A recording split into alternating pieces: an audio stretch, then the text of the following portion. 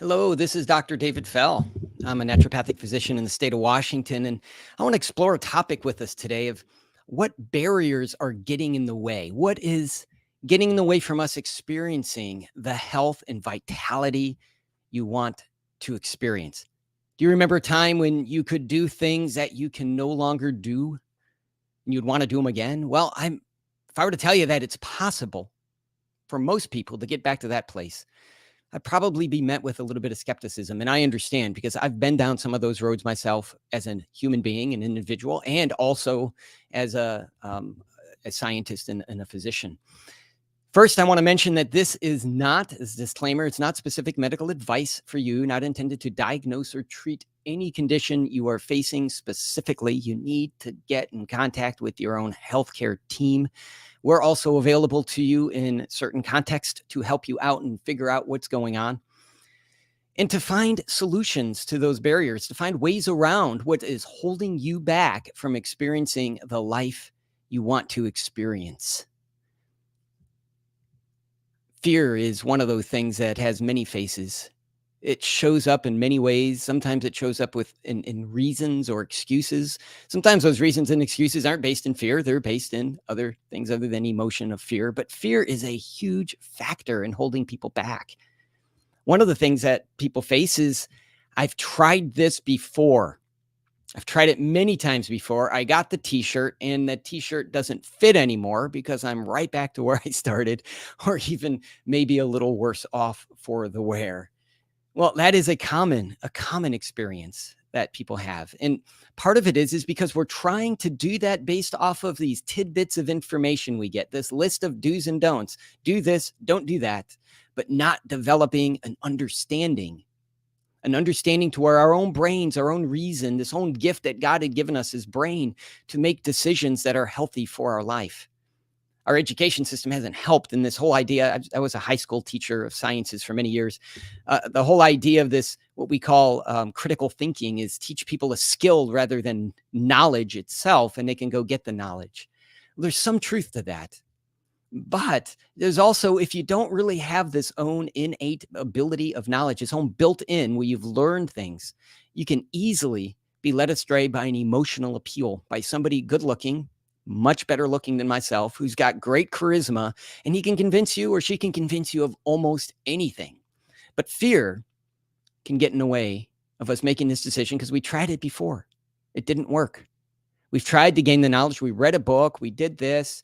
We bought this food supplement type thing, and it really didn't work. These highly processed, refined, eat our bars and drink our shakes type of thing for 2 meals a day and then eat one healthy meal a day or whatever. I have never seen that work long term. I have never seen anything work where people just gained a tidbit of knowledge and found long-term solutions. I know it sounds discouraging so far, but that's actually good news because our brains are bigger than that. You're smarter than that. You have the ability to learn, to adapt, and to grow. So fear might be getting in the way. If that's you, it's a very real place to be, a very real emotional situation to be in, to have experienced this. I've lost the weight, you felt better, and now you're right back to where you began. These food addictions can be powerful, and learning to break that takes some time. We also might tell ourselves that we can't afford it. Healthy food is expensive, we say. It's expensive to eat healthy. Well, if you're eating these highly processed, refined food-like products that call themselves health food, yeah, that is expensive. But all around the world where they don't have a strong economy, they have found a way to eat and often eat healthier than we're eating. I'm talking about where food is scarce in places like that, but I'm talking about where food is plentiful, but they don't have these highly refined processed foods on a daily basis. They've all found a way to do it. Most of them have found a way to do it, basing it on a whole grain or other starch or complex carbohydrate, not refined carbohydrate, but a complex carbohydrate, and a legume. It's a bean, lentils, and chickpeas. They have found a way to get most of their calories that way, with tasty spices and herbs and vegetables sometimes as a part of it. And many of these long-lived populations, sometimes called the blue zones, weren't pure plant-based, but they had some animal products in their diet, but as a small percentage of the overall calories in any given week, month, or year. And they found a way to do it and it was affordable. And they could do that. And those things are affordable here as well. Now, vegetables can be expensive, but we're not making the majority of our calories from vegetables. It's possible to do that, but it's quite expensive. And another thing is you don't have to eat organic. It's great. I prefer to eat organic. Something called the Environmental Working Group, you can look them up online, puts out a list every year of their dirty dozen, the ones that they have tested that have the highest residues of pesticides.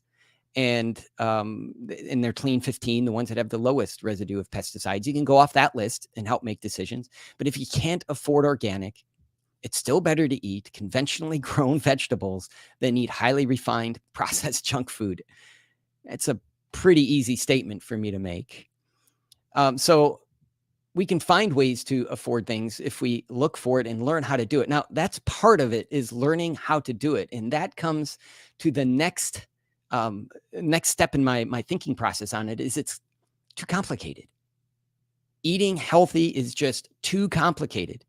It's too complicated to put these things together, to figure out what's healthy, and it can be overwhelming. And I 100% agree with you. It can be very complicated and overwhelming. At Revive Family Medicine and RestoredLifeNow.com, one of our guiding principles is progress, not perfection, making stepwise improvement. Some people can dive in headfirst into an ice cold pool and really enjoy it. But if you need to get into that ice cold pool, a lot of us need to get in one step at a time, and making progress, and making that progress stick by not just following a list of do's and don'ts, although that's a starting place, but by learning and transforming our thinking so that we now can understand what is healthy and live in alignment with how our bodies are designed and put together to facilitate healing. Because I believe most of the time our bodies can heal. We don't have to overcomplicate things. I remember I had one patient who's very significant ulcerative colitis, and him and his fiance decided I had him read a book, and they benefited from it. And they're like, we're going to make this vegetable soup. And they're like, but it was so complicated. There's so many steps, so many ingredients. It was overwhelming. And I asked him, I said, do you have experience being an organic, not an organic, but a gourmet chef? And he's like, no. And I said, well, don't start now. Simplify. There are simple recipes out there. I'm working on making some videos of simple recipes that can be put together that are tasty and delicious. Sure, they can be made better if you do gourmet cooking and heat certain spices in the pan first and do this and whatever. All that can make things a little bit better. But you can make tasty, affordable, easy to prepare meals and not overwhelm your time and not overwhelm your budget. Learning how to do that is part of it. Another big objection I hear from people is I don't have time. I can't add something else to my daily schedule. I see this sometimes with single parents who have 2 or 3 kids, and each kid is involved in 2 to 3 activities, and there's just no time. We do have to look at our core values and see, where does health fit into those core values? For most people, when surveyed, health is not in their top core values of what they would put as the top. And that's okay. But we have to figure out where it fits. No judgment, but where does it fit? And what do we want? And is there something we could cut to make time? And then, as I mentioned, learning how to do these things takes a little bit of an investment. But once you learn it, it really doesn't take that much time. It seems like it does when it's all new and it's overwhelming. So a stepwise approach. Another objection that people have that's very real is, I don't have access to healthy food. And that is real for a small portion of the population. In their neighborhoods, they don't have ready access to the healthy things such as fresh vegetables, or frozen vegetables are a great option. Even canned vegetables without sodium added can be a good option. But they don't have access to vegetables, or maybe or even whole grains in an affordable way in their neighborhoods. That is something that we need to help solve together to get rid of what we call these food deserts. But it shouldn't stop. It shouldn't stop those who do have access, which is the majority of people, from moving down that path where they can find those things and integrate them into their life. So where do we start with this? It starts with figuring out what is holding us back. What are the barriers? Are any of those barriers holding you back? Or maybe there's other ones. I would invite you to write it in the comment section on any of the platforms to, if you want to share, it's like, well, this is what's holding me back, or I see this holding other people back, or whatever it is, to share in that struggle of figuring it out. Because sometimes we can identify these barriers on our own, and other times we can't. We might need to see it, read it, hear it, or have somebody help us identify it. And we do that a lot. I do that a lot in clinical practice, is help people identify what is the barrier, what is holding them back. Now, it could be, these are some of the other things that can be holding us back and that we need to address. And number one, it's the knowledge. Knowledge is something that we focus on in steps to regaining our health and overcoming barriers. Once we've identified whatever barrier it is, it's gaining knowledge, and not just tidbits of information that we all like to get in these short form videos, but gaining knowledge and understanding, integrating things into our own brain so that we can use that then when we come across new information to expand our understanding, and not just this little tidbit and looking for some shortcut or something that might lead to some short-term success, but won't lead to our long-term health outcomes that we're looking for. So gaining in knowledge, a deeper understanding, so that we can make wise decisions, and transforming our thinking so that we think differently when we think of whatever it might be, food or exercise or whatever it is. We think differently about it. We have a knowledge base to where we can make wise decisions, and that can help influence our behaviors and the outcome. But it's not just knowledge. It's not just our thinking and our brain. Most of our decision making is heavily influenced by our emotional decisions, whether it's be a happy thing in how we celebrate with unhealthy foods and things like that, or dealing with stress and anxiety, the stress of life, the stress of our work, our relationships, society, watching the news. I advise don't watch too much of it in general. Not a good idea.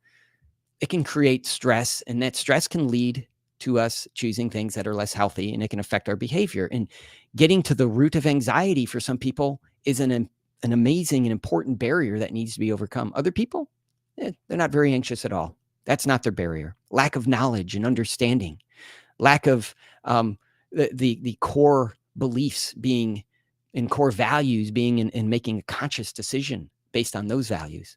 And there's also biology that gets in the way. Biology can drive our behavior. This gut microbiome that we have, they outnumber us. These microorganisms in our gut, they outnumber us, and they can drive behaviors. They can drive cravings. They secrete chemicals that make their way all the way up to our brain. They affect our nervous system, and sometimes the nervous system in the intestines sends signals to the brain. And that can affect our satiety. It can affect our moods. It can affect a lot of things. So our guts, the microorganisms. In fact, when people tell me that, I'm like, oh, broccoli, my body doesn't like broccoli. They're really usually meaning they get a lot of gas from broccoli or beans or whatever it might be. And it's not that the body doesn't like it. There are people who are allergic to broccoli. I haven't come across any yet, but there are real allergies to things that people shouldn't have because of the allergies. But most of the time, it's a dysfunction in the gut microbiome and a dysfunction in the barrier that separates our intestines, the outer world where things are flowing through, and our bloodstream, that can activate the immune system and cause inflammation and sometimes autoimmune reactions. But mostly this gut microbiome is a key part in helping to maintain that barrier and to help to break down and digest food in a healthy way. So if you eat something and it gives you a lot of gas, it doesn't mean that food isn't good for you. It means perhaps you need to do some work on the gut microbiome. Perhaps there's something that we need to do, and maybe it's a probiotic, but more than likely it's a probiotic plus prebiotics. These prebiotics are these foods that we eat that have fibers, insoluble, soluble fiber, and resistant starches and other things that these bacteria like to digest. And when there's an imbalance in those bacteria that are beneficial for that, those bacteria that are now processing it as a byproduct can create a lot of gas. And that gas can be uncomfortable and bloating.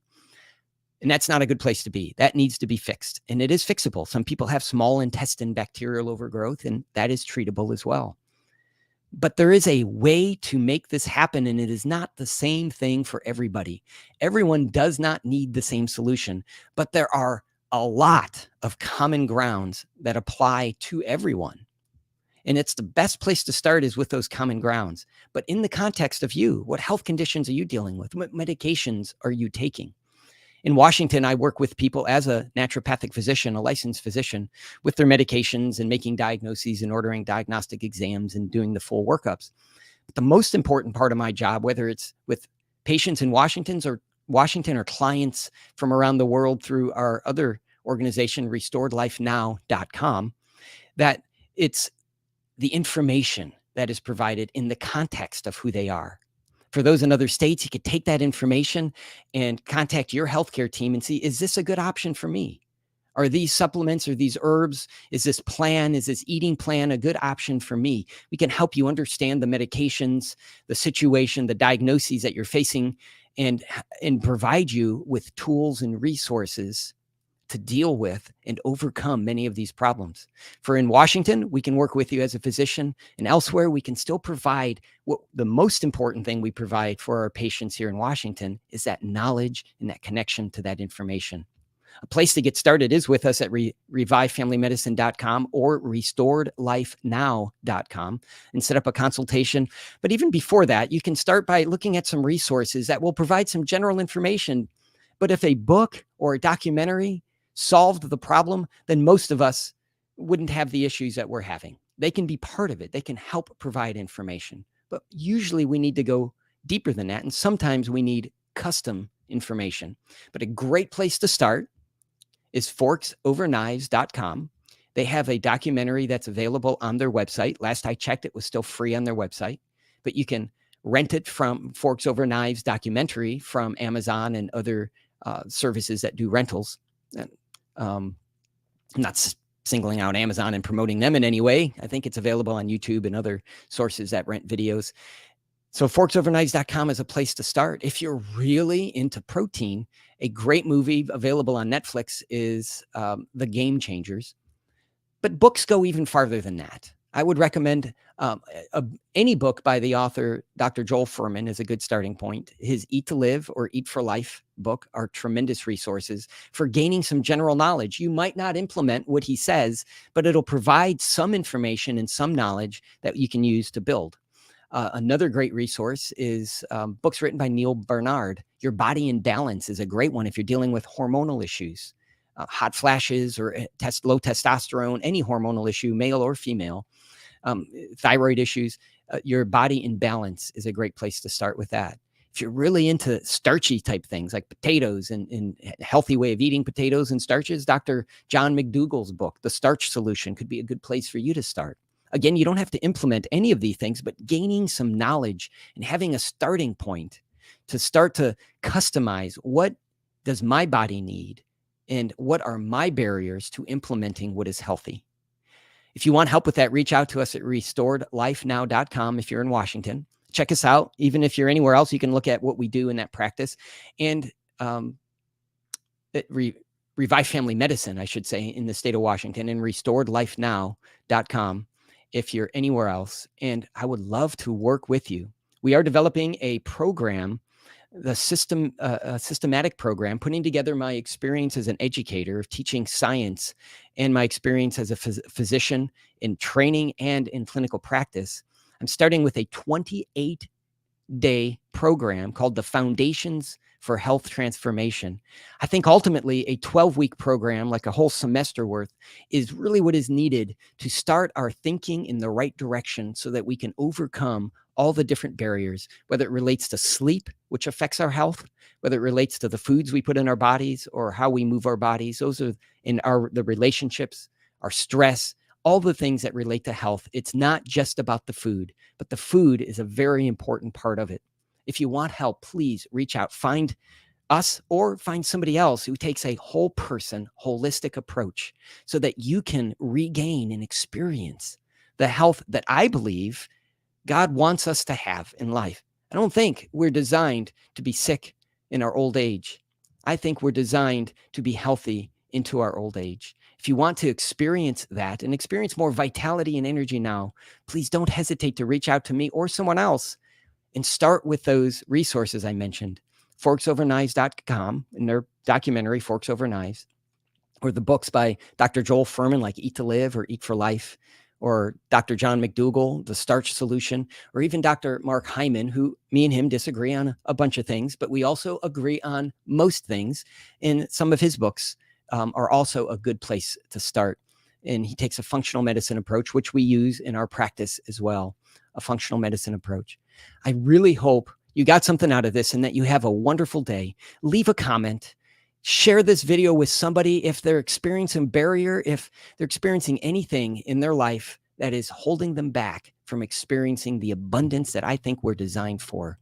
I want to see people healthy. That's why I stepped out and broke through my fear of getting out and putting my face, which isn't the best on the internet or anything else I have to offer as far as that looks, except the knowledge that I have from working with patients individually. I'm stepping out in that fear. Hopefully that inspires you to take a step. If you're afraid, maybe you don't have the resources, maybe you don't have the time, you're afraid that the things are going to hold you back and they're not going to lead to a solution, that you step out in faith and start taking some steps in that direction. If you need some help, reach out to us. We look forward to hearing from you, and I hope you have a wonderful day. Thanks for tuning in